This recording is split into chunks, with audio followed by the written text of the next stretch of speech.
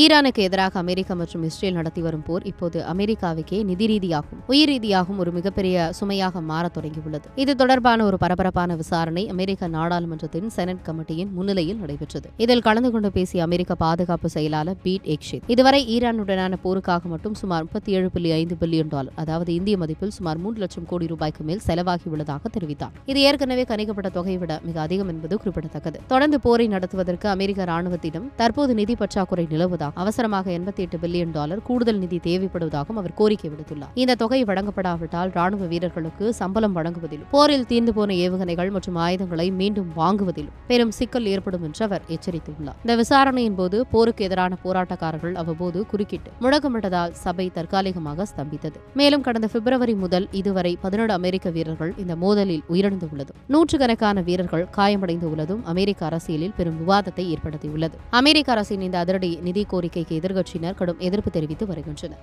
இந்த போருக்கான காரணத்தை அதிபர் டிரம்ப் நிர்வாகம் அடிக்கடி மாற்றிக்கொண்டே இருப்பதாக செனட்டர் பேட்டி முரே குற்றம் சாட்டியுள்ளார். ஆரம்பத்தில் அணுசக்தி மையங்களை அழிக்கிறோம் என்றார்கள், பிறகு ஆட்சி மாற்றம் என்றார்கள், இப்போது ஓர்மூஸ் கடல்வழியை திறக்கிறோம் என்கிறார்கள். ஆனால் உண்மை என்னவென்றால் போர் தொடங்குவதற்கு முன்பு அமைதியாக இருந்த அந்த கடல்வழி இப்போது அமெரிக்காவின் தாக்குதலால் முழுமையாக முடக்கப்பட்டுள்ளது. இது அமெரிக்காவை மற்றொரு முடிவில்லாத போருக்குள் தள்ளிவிடுமோ என்ற அச்சத்தையும் அவர் வெளியிட்டுள்ளார். இருப்பினும் பாதுகாப்பு செயலாளர் எக்ஷித் தனது முடிவில் உறுதியாக இருக்கிறார்.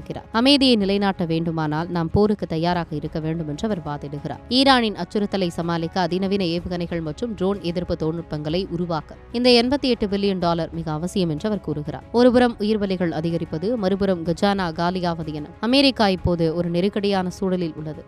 உலக நாடுகளின் எரிசக்தி தேவையை பாதிக்கும் இந்த மோதல் நிதி நெருக்கடியால் முடிவுக்கு வருமா அல்லது அமெரிக்கா மீண்டும் பணத்தை கொட்டி போரை தொடருமா என்பதை பொறுத்திருந்துதான் பார்க்க வேண்டும்.